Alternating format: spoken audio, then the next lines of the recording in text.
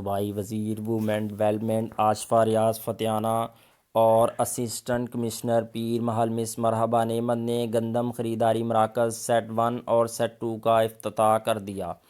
صوبائی وزیر women development آشفا ریاض فتیانہ اور اسسٹنٹ کمشنر مس مرحبا نعمت نے گندم خریداری مراکز سیٹ 1 اور سیٹ 2 کا افتتاح کے موقع پر گفتگو کرتے ہوئے کہا کہ گندم کی خریداری اور باردانہ کی تقسیم کے کام کو شفاف اور آسان بنانے کے لیے کمپیوٹرائزڈ ڈیٹا انٹری کی سہولت میسر کرنے کے علاوہ مختلف سرکاری محکموں کے افسران کی خدمات حاصل کر رکھی ہیں۔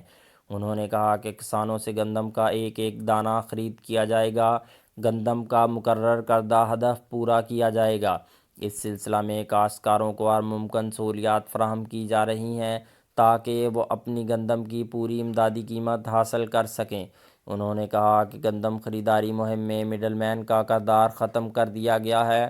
اسسٹنٹ کمشنر مس مرحبا نعمت نے کہا کہ گندم خریداری مراکز پر کاشتکاروں کی سہولیات کے لیے ممکنہ اقدامات کیے گئے ہیں۔